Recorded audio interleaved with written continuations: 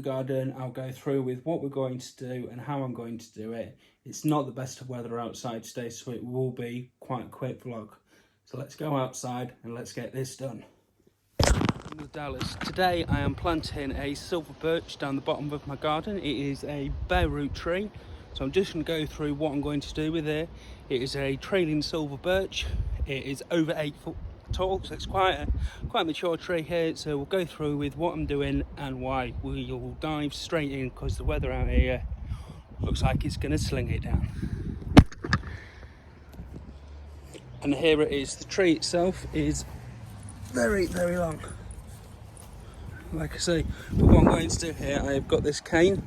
I'm going to put the cane on the tree and then I'm going to tie it to the top about here. And the reason why I'm doing that is for the fact that because of its height at the moment, I want it to grow a bit taller, so that there's going to give it its support up the tree before the trunk thickens out, and it will be a little bit taller before it starts to weep. If I didn't do that, the tree would remain at about 6 foot and then start to weep.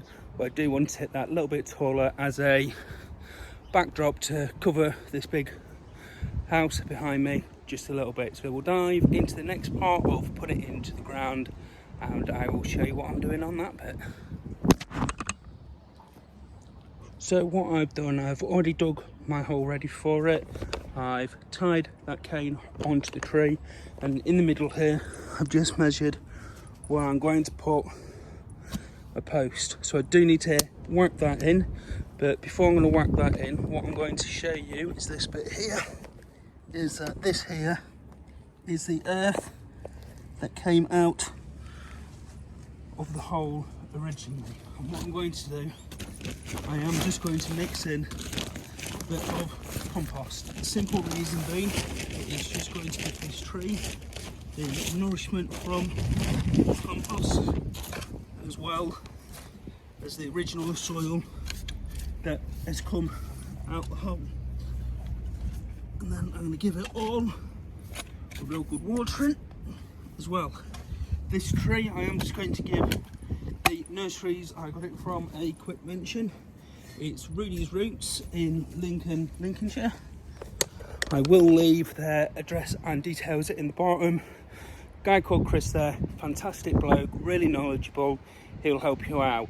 But also what I'm going to give them a good mention for is at Christmas they do a environmentally friendly Christmas tree rental service. There you go. So in a nutshell, what you do is you go along and you get your Christmas tree from them, you pay for it, and then come January you take it back to them, they put it back in the ground, it continues to grow, so the trees aren't continuously being cut down. It's fantastic. So what I'm going to do now, I'm going to smash this post straight into the ground and then I will put a tree tie onto it. So I'll do that bit because I'm a bit overweight and I'm out of breath, and you'll join me on the next part of actually putting the tree into the ground.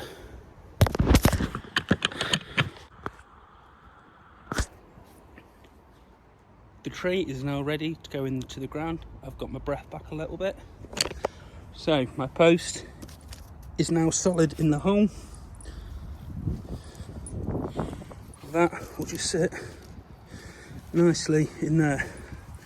As you can see, the roots aren't going in too deep. I'll lift that up a little bit so it sits somewhere around there. So I do need to backfill my hole slightly before doing this.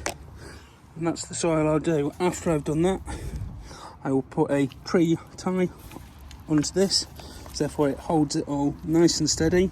Where we are in my village, it is known as Windy Ridge because it gets really windy here. So I will leave this post in the ground for a couple of years just to let that root really get a good hold before I take it out, so it gives it all the support that it needs to do. So I'll fill this in and then I'll show you all in situ. And just like that, the tree is now up. As you can see, we've got the tie there on the top just to stop it from weeping straight away. So it comes down. We've got the tree buckle on there. around the edges. I just need to sweep that bit in, and what we're going to do now is give this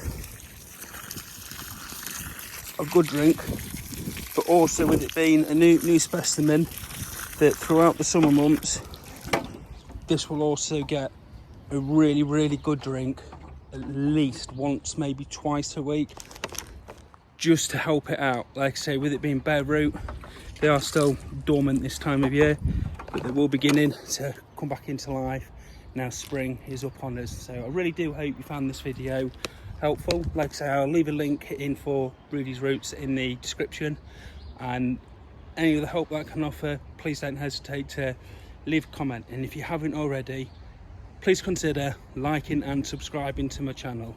It really does mean the world to me. Many thanks. See you on the next video.